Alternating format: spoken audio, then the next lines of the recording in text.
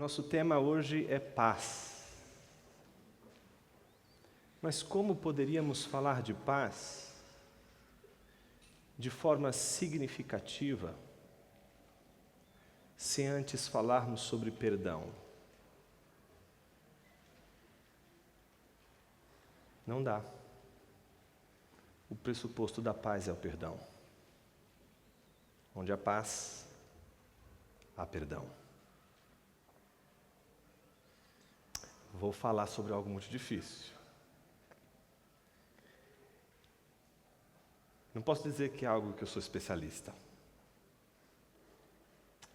Vou falar daquilo que todos os homens padecem e que lembram o quanto é difícil perdoar, principalmente quando oram o Pai Nosso, dizendo: Pai, perdoa a dívida.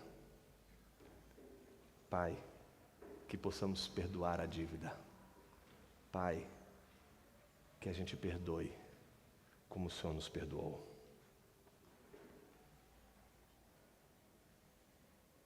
Para falar de paz, é preciso falar sobre perdão. Tem uma carta fictícia que C.S. Lewis escreveu a Malcolm. Tem essas cartas em português. Cartas do C.S. Lewis, cartas a Malcolm. São cartas sobre oração.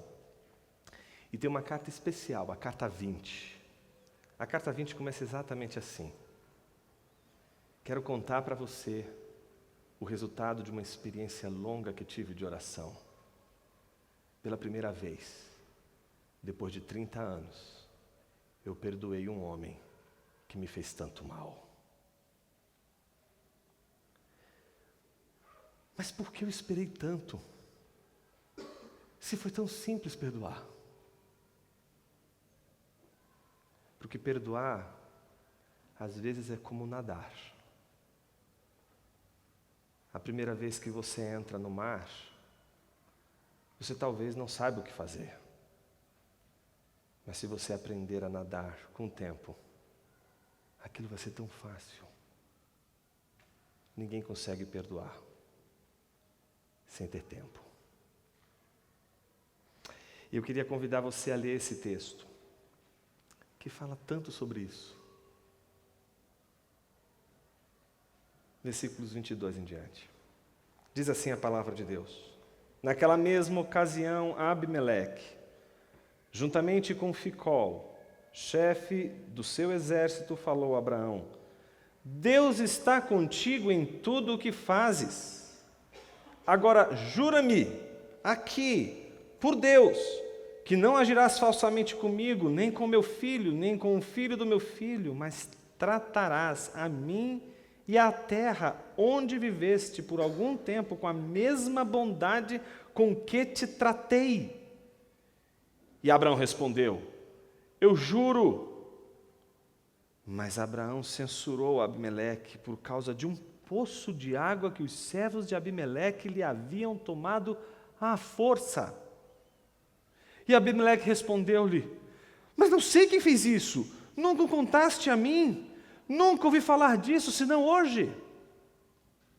Abraão tomou ovelhas e bois e deu-os a Abimeleque. E assim fizeram uma aliança. Porém, Abraão separou 7 cordeiras do rebanho. E Abimeleque perguntou a Abraão: Que significam estas 7 cordeiras que separaste? Abraão respondeu: Receberás estas 7 cordeiras da minha mão, para que me sirvam de testemunho de que eu cavei este poço.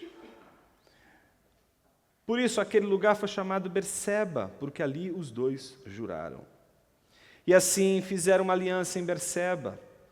Depois disso, Abimeleque e Ficol, o chefe do exército, levantaram-se e voltaram para a terra dos filisteus. Abraão plantou uma tamargueira em Berseba, e ali invocou o nome do Senhor, o Deus eterno. E Abraão viveu muitos dias na terra dos filisteus. Vamos orar, meus irmãos. Senhor Deus, Tua palavra está aberta diante de nós. E é nela que queremos buscar aquilo que nós não sabemos fazer na vida, perdoar. É nela que encontraremos o que a gente precisa para ter paz. Que a Tua palavra ensine o que a gente não aprende, nem com a experiência e nem com o dia a dia. Que a Tua palavra nos convença e sejamos transformados por ela de dentro para fora. Assim oramos, em nome de Jesus, Teu Filho. Amém. Esse texto que a gente acabou de ler, ele é relativamente fácil de entender. Principalmente quando você identifica a sua estrutura, dividido em duas partes. A primeira parte vai do versículo 22 ao versículo 24, e a segunda parte vai do versículo 25 ao versículo de número 34. São duas partes. E as duas partes tratam de dois tipos de aliança. Uma aliança que a gente poderia chamar de aliança de não agressão, e uma segunda aliança que a gente poderia chamar de aliança de conserto. O mais importante é que essas duas alianças que acontecem nesse texto são feitas dentro de um contexto. E o contexto das duas alianças é exatamente o contexto de tudo aquilo que a gente viu na semana passada. Quando você corre os olhos para o versículo 22, logo para as primeiras palavras, está ali, naquela mesma ocasião, ou seja, no mesmo momento, no mesmo contexto em que Abraão fez o que tinha feito. Não era a sua vontade, mas se viu obrigado a fazer o que fez. E expulsou Agar e seu filho Ismael. Ao mesmo tempo, parece que Deus dá a ele um consolo. Deus dá algo a Abraão para que ele possa suportar a tristeza que ele teve há pouco tempo. E não é assim em nossas vidas. Parece que a gente passa por tempestades as mais terríveis. Parece que a bondade e a misericórdia de Deus insistem em, nessas horas tão difíceis, nos presentear com coisas que não esperávamos. E são elas aquelas coisas que fazem com que a gente respire e diga, tudo que a gente está vivendo ainda não é o fim, que faz com que a gente encontre esperança, coragem para continuar e para continuar a caminhada em direção àquilo que nos foi dado por Deus. Mas mais precisa ser dito. Nós vemos que toda a narrativa de Gênesis é a narrativa da relação de Deus com um povo, construindo um povo. E a grande pergunta que a gente tem feito de tempos em tempos é como Deus forja um povo. Deus forja um povo, em primeiro lugar, suscitando descendência e oferecendo terra. Sem descendência, sem povos, sem pessoas e sem terra não se faz uma nação, não se constitui uma nação.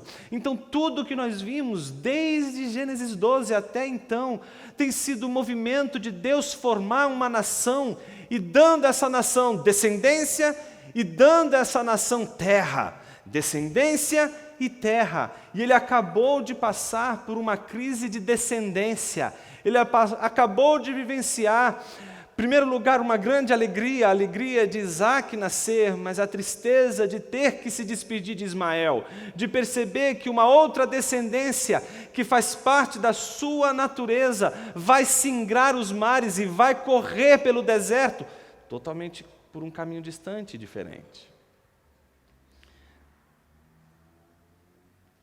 Ele tem que lidar com a questão da descendência. E a descendência que Deus escolheu é aquela que vem por Isaac, não Ismael. Então, o capítulo anterior, os versículos do capítulo que nós estudamos na semana passada, refletem a preocupação de Deus em estabelecer a descendência. Qual é a descendência? Aqueles que vão seguir de Abraão e Isaac. E por isso ele resolve a situação tão difícil com Ismael. Agora falta a questão da terra. É preciso ainda falar sobre a terra. E é exatamente nessa questão que aparece Abimeleque. Abimeleque é que se apresenta diante de Abraão. Não é Abraão que vai a Abimeleque, rei dos filisteus, mas é o rei dos filisteus, acompanhado do chefe do exército, que vai ao encontro de Abraão. Isso é muito significativo. Na primeira parte, nós vemos um rei indo de encontro a Abraão, e ele vai de encontro a Abraão para fazer com ele uma aliança. E ele começa o seu discurso com Abraão, em primeiro lugar, dizendo algo muito significativo. Ele diz exatamente o seguinte: Deus está contigo em tudo o que fazes. Toda ameaça que porventura Abimeleque poderia ter está centrada não na figura de Abraão, mas na figura de Deus. Deus é quem preocupa Abimeleque, não Abraão. É porque Deus está com Abraão que Abimeleque se torna então, digamos assim, preocupado com todo o cenário e a ponto de ir até Abraão para fazer aliança com Abraão. Ele está preocupado porque ele sabe que Deus está com Abraão.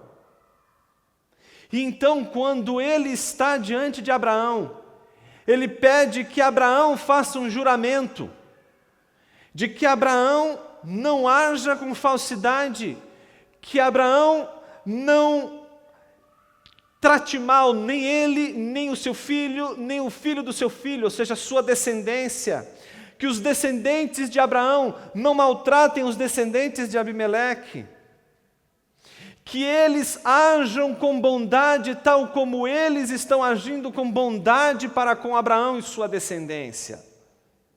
Ele quer de Abraão um juramento, o juramento de que Abraão não vai agredir nem ele, nem a sua descendência. E como ele sabe que Deus está com ele, então tudo o que Abraão fizer contra ele, acontecerá contra ele, porque Deus está com Abraão. Então ele resolve fazer aliança com Abraão. A aliança é uma aliança de não agressão. É uma aliança em que Abraão, formalizando esse pacto, não poderia mais atacar, não poderia mais maltratar, não poderia mais agir de qualquer forma que trouxesse prejuízo, seja para Abimeleque, seja para os seus descendentes. E sabe o que é mais interessante? Abraão topou. Ele jurou. Ele formalizou a aliança. A pergunta é, por quê? Por que Abraão resolve fazer uma aliança com Abimeleque? Uma aliança tal que Abraão jamais poderia, sob hipótese alguma, agir trazendo prejuízo para Abimeleque e os seus. Por que Abraão jura? Por que Abraão fecha? Por que Abraão formaliza essa aliança com Abimeleque? A gente só entende o fundamento da primeira aliança quando a gente estuda a segunda aliança, a aliança que vem a seguir. E essa agora, quem vai forjar vai ser Abraão. Se a primeira foi Abimeleque, a segunda, quem vai fazer a proposição é o próprio Abraão. E veja como o texto bíblico diz, e essa é a segunda parte, aquela que diz respeito exatamente à aliança que a gente chamou aqui de concerto, mas que a gente poderia entender também como aliança de reconhecimento, aliança de restituição, aliança de justiça. Depois de ter jurado, logo em seguida Abraão censurou Abimeleque, exortou, admoestou, criticou Abimeleque. Por causa do quê? Qual foi o motivo da sua censura? Abraão diz, por causa de um poço de água que os servos de Abimeleque lhe haviam tomado à força. Então, por causa daquele evento, porque tinham tomado o poço, os jovens, melhor dizendo, aqueles que eram servos de Abimeleque, então Abraão guardou em si aquele momento em que todos aqueles servos haviam tomado o seu poço, e na oportunidade que ele teve, ele então censura Abimeleque.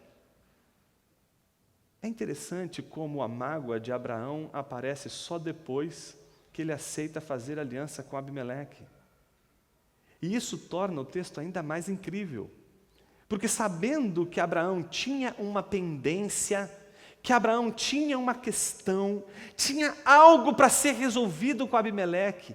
Ele não fala, ele não diz, ele fica quieto. E diante da aliança de Abimeleque, Abraão não abre a boca para dizer assim: não vou jurar, não posso jurar contra você, a favor de você.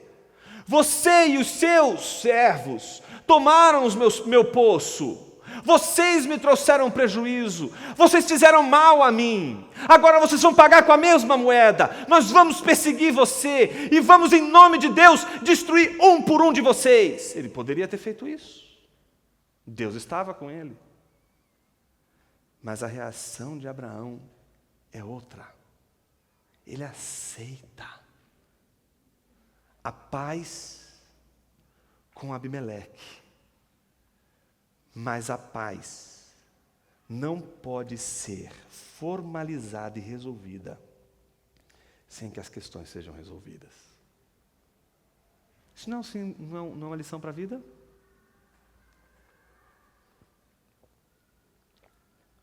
Parece que a paz não pode ser só um juramento.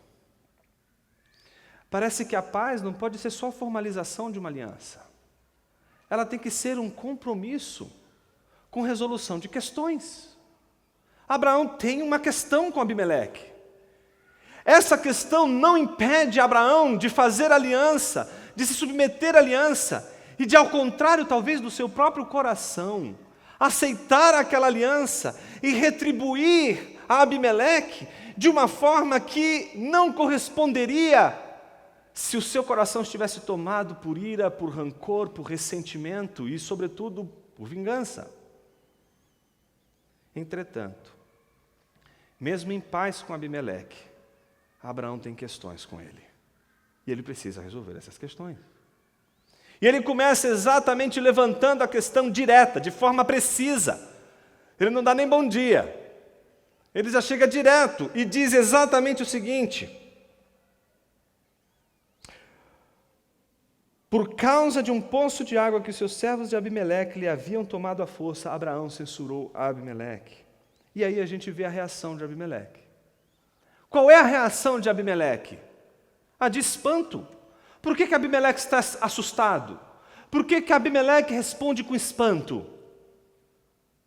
Porque ele está sabendo disso só naquela hora.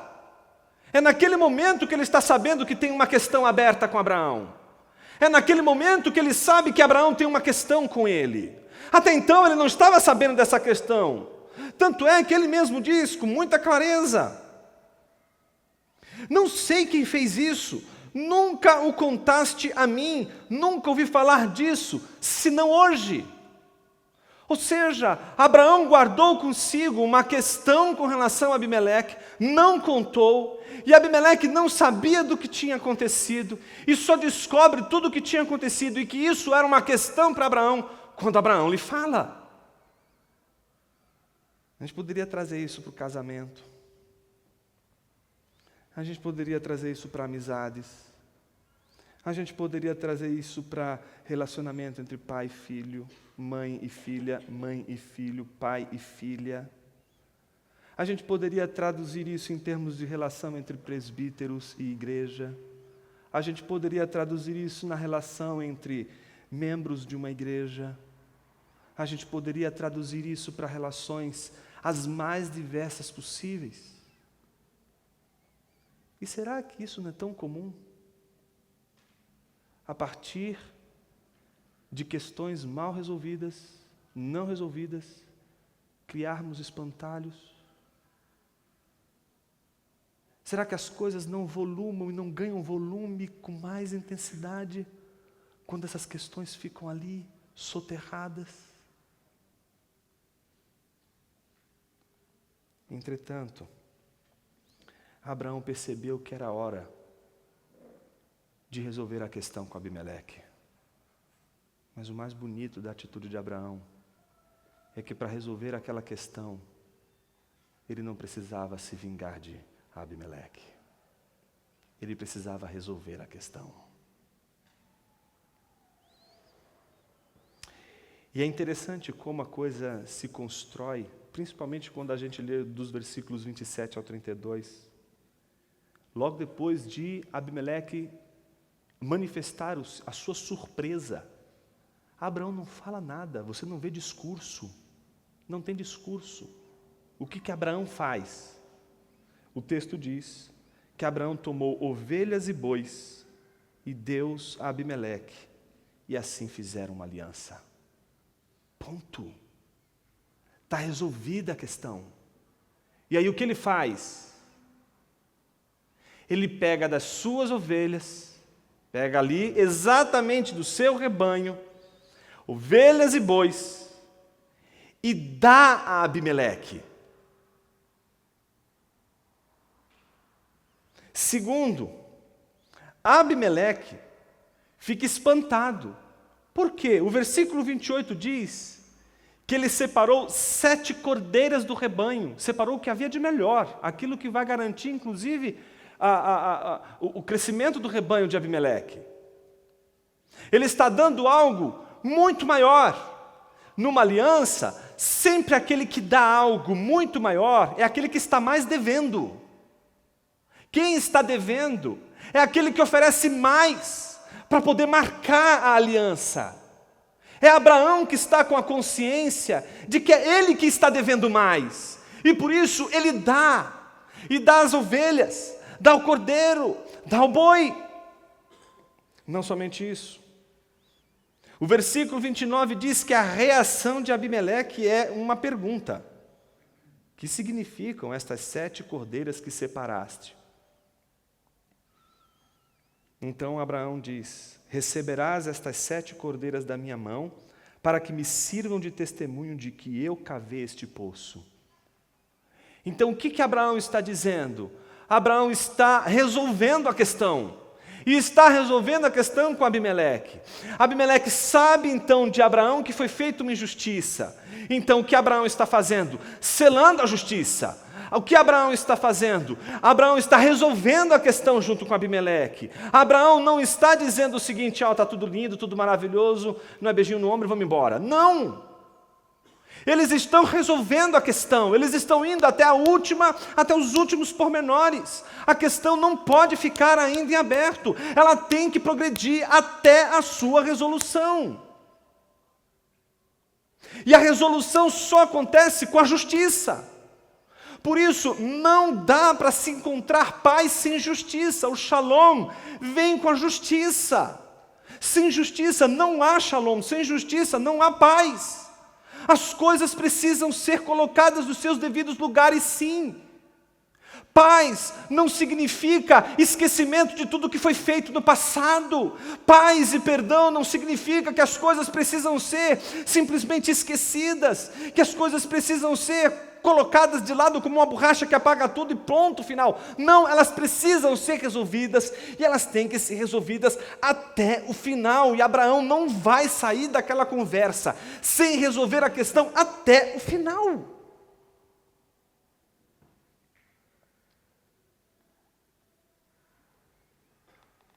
Então Abraão vai explicar o que está acontecendo. Tudo isso aqui que eu estou dando para você é testemunho de que este poço é meu e você sabe disso. Então vamos fazer as coisas agora ficarem nos lugares certos, do jeito que tem que ficar.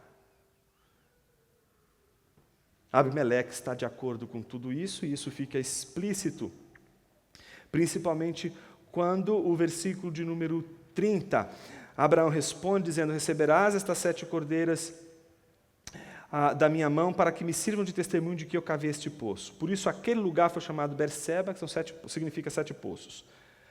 Porque ali os dois quem? Abraão e Abimeleque, juraram. E assim fizeram uma aliança em Berseba. Depois disso Abimeleque ficou ao chefe do seu exército, levantaram-se e voltaram para a terra dos filisteus. Algumas lições importantes aqui. Primeiro, numa aliança de conserto, a ordem funciona diferente de uma aliança de não agressão. A aliança de não agressão é a aliança que simplesmente vai defender ambos da mútua agressão. A primeira coisa que um casal deve fazer quando entra em conflito é uma aliança de não agressão. Parar de se agredirem. A mesma coisa deve acontecer com qualquer tipo de relacionamento. Primeira coisa, parar de se agredir. Segundo, aliança de conserto. Como se faz uma aliança de conserto? Na aliança de conserto, acontece o que ninguém espera. O lesado assume o prejuízo. Doa, oferta, entrega. Isso é aquilo que o Tim Keller chamou de onerosidade do perdão, ou o prejuízo do perdão. Isso está no capítulo 2 do livro Fé na Era do Ceticismo, quando ele vai falar sobre o verdadeiro Evangelho de Cristo Jesus. O que é esse conceito de perdão oneroso, ou de onerosidade do perdão? Ele diz exatamente assim: o perdão genuíno é onerosamente doloroso. Não existe perdão sem dor, não existe perdão sem prejuízo, não existe perdão sem ônus. Nesses termos, perdão é sim arcar com o prejuízo. E é um prejuízo decorrente da infração do agressor. Quando somos seriamente prejudicados por alguém, e isso realmente pode acontecer, ficamos com aquela sensação de que os culpados incorreram em uma dívida que precisa ser saldada. E quando isso acontece, só duas coisas a gente pode fazer na vida. Quando a gente, numa relação, percebe que uma pessoa se tornou devedora pelo prejuízo que ela nos causou, só duas coisas podem ser feitas. Uma delas, primeiro, procurar de todas as formas fazer com que os culpados sofram pelo que fizeram. E o nome disso é vingança. Isso é o que nos torna, na dinâmica da vingança, mais amargos, mais duros, mais autopiedosos, mais autocomiseráveis. É aquilo que faz mal a nós mesmos. E quando a gente tenta cobrar aqueles que nos devem com vingança, a gente descobre que o mal não desaparece, ele continua.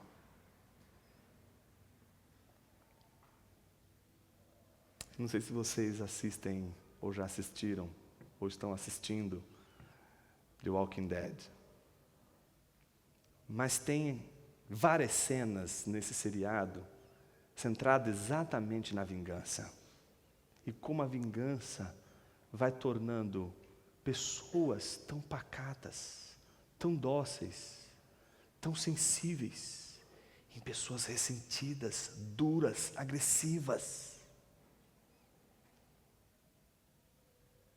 Isso só acontece porque o coração é alimentado pela expectativa de um dia, aquele que nos feriu, aquele que nos agrediu, pagar a sua dívida.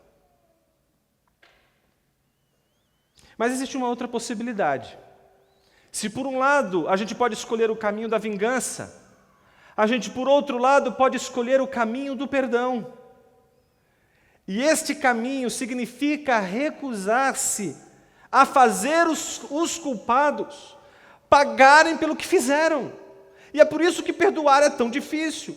Por isso que, como disse Lewis, pode durar 30 anos. E quando você perdoa, é tão simples. E você disse, por que eu esperei tanto tempo para perdoar? Se é uma coisa tão simples de fazer. Abraão poderia ter negado a aliança, como vimos. Primeiro, a aliança de não agressão. Exatamente por ter questões não resolvidas. Em vez de cobrar, o que a gente vê é um Abraão arcando com as dívidas, arcando com o prejuízo, mas ao mesmo tempo procurando estabelecer a paz que não vem pela escamoteação das questões não resolvidas. Nosso relacionamento, quando ele está em crise, a gente tem que começar em primeiro lugar a parar de se agredir. Mas em segundo lugar, a gente tem que resolver até o fim. E se a gente não for até o fim, as coisas não vão resolver. E a gente vai continuar carregando o mal, o ressentimento, a tristeza dentro do coração. Quando o ódio passa, quando o ressentimento perde seu poder, só aí é possível tratar as pendências com serenidade. Abraão só pôde agir daquela forma, porque o ressentimento passou.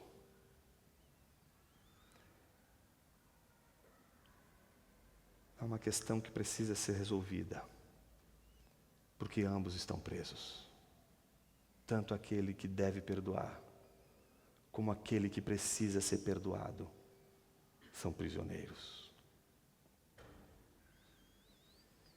O que a gente viu foi Abraão escolher não o caminho da vingança, mas o caminho do perdão, que torna inclusive Abraão como aquele que na relação da aliança, principalmente a aliança de conserto, aquele que se coloca como devedor, sendo ele exatamente aquele que foi prejudicado, sendo ele aquele que passou pelo que passou nas mãos de Abimeleque ou dos servos de Abimeleque. Mesmo assim, Abraão se considera aquele que estava em dívida e acerta a sua dívida exatamente fazendo aliança com Abimeleque, consertando todas as coisas, mas não deixando elas para debaixo do tapete.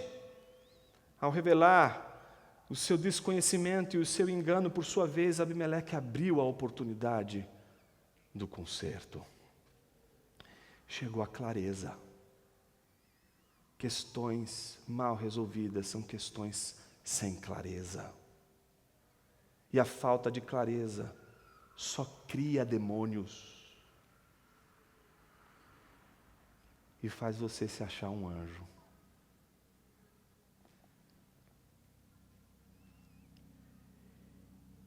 Abraão, lesado, é quem oferta ao opressor para que haja paz. Você entendeu isso? O lesado oferta para que haja paz entre eles. Isso te lembra alguma coisa? Se isso não te lembrar o Evangelho, se isso não te lembrar o que Deus fez por você e por mim, nada mais vai poder te lembrar. O ressentimento já tomou tanto o teu coração, que você conseguiu encontrar alguém no mundo que você só consegue enxergar com seus olhos, os olhos do ódio, os olhos do rancor. Minha oração é para que Deus converta seu coração hoje e você enxergue por meio de Jesus. Deus foi lesado pelo homem. Deus foi agredido pelo homem.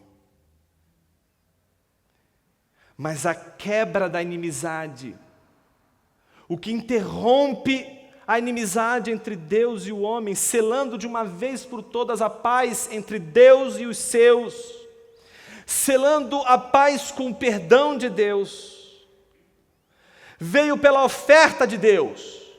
Quando Deus entregou, quando Deus ofertou seu Filho, não bastava Deus dizer assim: eu te perdoo, homem.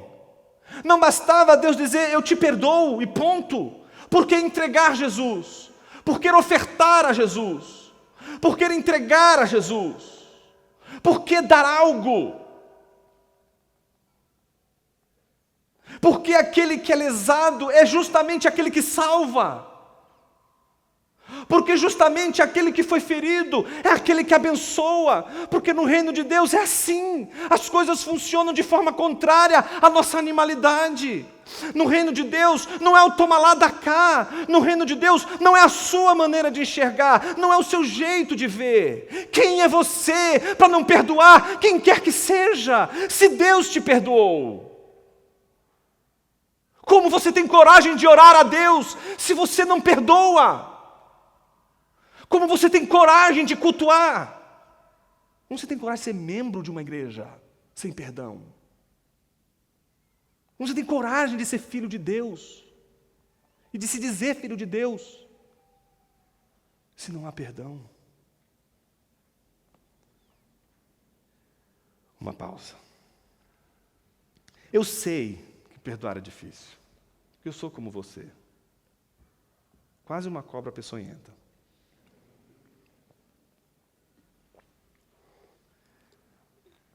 Eu sei como é difícil perdoar. Mas a Bíblia não está dizendo que você tem que perdoar agora. A Bíblia está dizendo que você tem que perdoar. Isso tem que ser uma questão. Isso tem que ser trabalhado. Abraão trabalhou. A prova de que Abraão trabalhou a questão é a maneira como ele reage à aliança de Abimeleque. Você já parou para imaginar quando a gente não trabalha as nossas questões, a gente sempre reage na flor da pele, a gente reage pelas emoções, a gente é tragado por elas, elas dominam, a gente já não enxerga mais nada, as emoções estão levando a gente. E já era, não tem mais jeito. O coração está ferido, ali só tem pus, só tem secreção, não tem mais nada. Não tem mais nada de saúde ali. Tudo que tem ali não é outra coisa senão a necessidade de pôr para fora aquilo que está fazendo mal. Mas Abraão trabalhou tudo isso. E por isso ele reage a Abimeleque com serenidade. Meu convite nessa noite não é para que você saia daqui perdoando todo mundo que você quer perdoar ou precisa perdoar. Meu convite é para que você trabalhe essa questão. Porque não vai ser só palavra. Você vai ter que dar. Não é só falar, eu te perdoo. É entregar. E a minha pergunta é, o que você precisa entregar para que haja paz? Para que houvesse paz entre nós e Deus, Deus entregou Jesus. E nenhum de nós aqui pode dizer que Jesus não era o melhor de Deus. É interessante como a palavra de Deus diz que enquanto o homem não tem consciência da sua miséria, ele não consegue saber que cometeu o crime. É interessante como Abimeleque, até então, não sofria justamente por não ser consciente do seu pecado. É preciso que Abraão fale, é preciso que Abraão expresse, é preciso que Abraão coloque a questão diante de Abimeleque, para que Abimeleque, mas eu não sabia, você não me contou nada, aquilo precisa vir à tona. A mesma coisa acontece conosco, a gente passa a maior parte da nossa vida sem saber que somos miseráveis, e essa talvez seja a maior de todas as misérias. A miséria não é o cabra ser miserável, a miséria é ele ser miserável e não saber que é miserável. Essa é a miséria da miséria. Agora quer saber a miséria da miséria da miséria? Ele sendo miserável, sabendo que é miserável, lamber a sua miséria.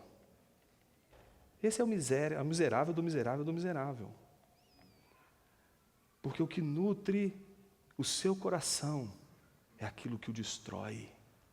Ele alimenta o veneno que vai matá-lo. Mas quando o Evangelho de Cristo Jesus nos mostra quem nós somos, o Evangelho de Cristo Jesus, pelo poder do Espírito Santo, testemunha em nossos corações que somos pecadores.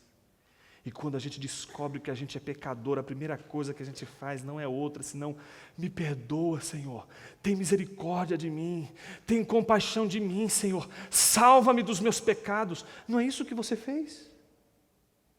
Não é isso que você fez?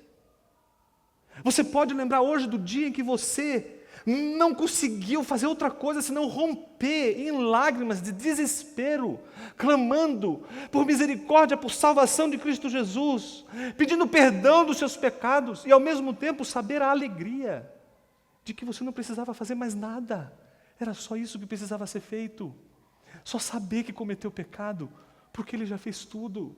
Aquele que você tinha lesado agora está te dando tudo o que você precisa, quando você não merece. O povo de Deus tem a cara de Deus, não quando o povo de Deus diz que é povo de Deus. O povo de Deus tem a cara de Deus, quando o povo de Deus anda como Deus anda, age como Deus age, faz como Deus faz.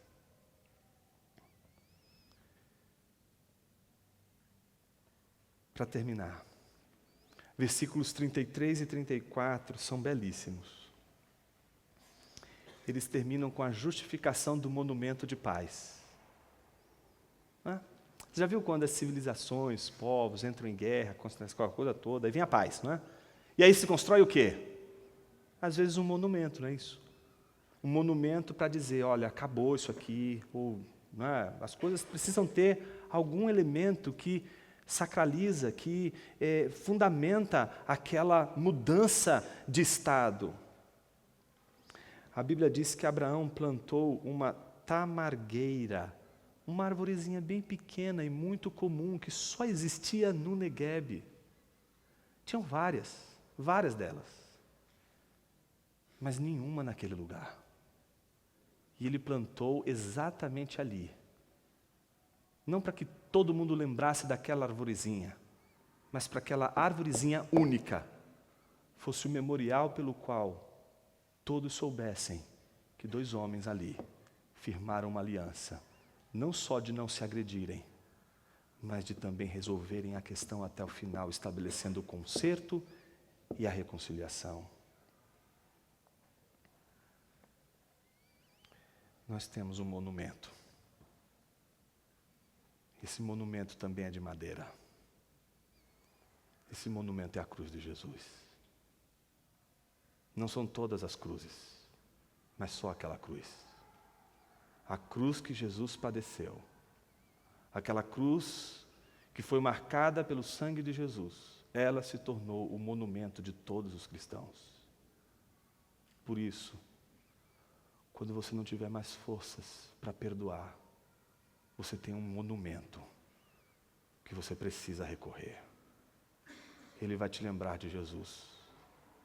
E ele vai te lembrar que Deus, que foi agredido por causa de nossos pecados, com a sua serenidade santa, estabeleceu uma aliança conosco, quando nós não tínhamos condições nenhuma para estabelecermos aliança com Ele. E essa é a grande diferença entre nós e Deus, e Abraão e Abimeleque.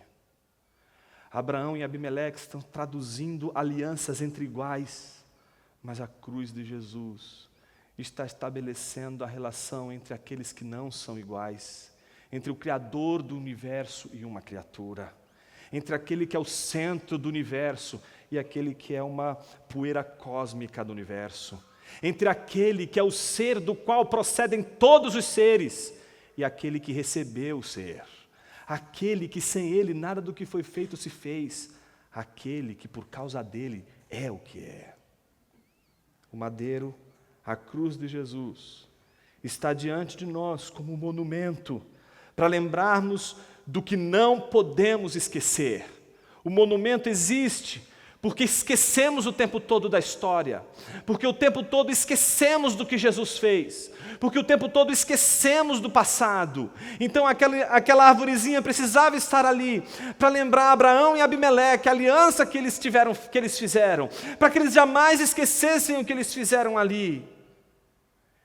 Se você no seu casamento está numa luta com uma questão, que não só vocês parem de se agredirem, não só façam um conserto, mas que a cruz de Jesus seja um monumento, para que de tempos em tempos vocês saibam se perdoar uns aos outros. Que a cruz de Jesus seja o monumento dessa igreja. Que a cruz de Jesus nos lembre quem nós somos e nos coloque no lugar que nós devemos estar.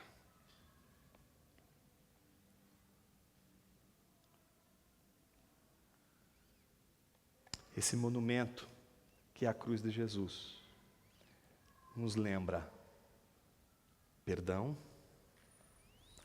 nos lembra justiça e nos lembra paz. Romanos capítulo 5, versículo 1 diz: justificados nós fomos por meio de Cristo Jesus, seu sangue, seu martírio, seu sacrifício, sua oferta. Por isso a gente tem paz. Temos paz com Deus. porque Deus nos perdoou e entregou seu Filho. É assim que se dá a paz de Deus, com perdão e com justiça.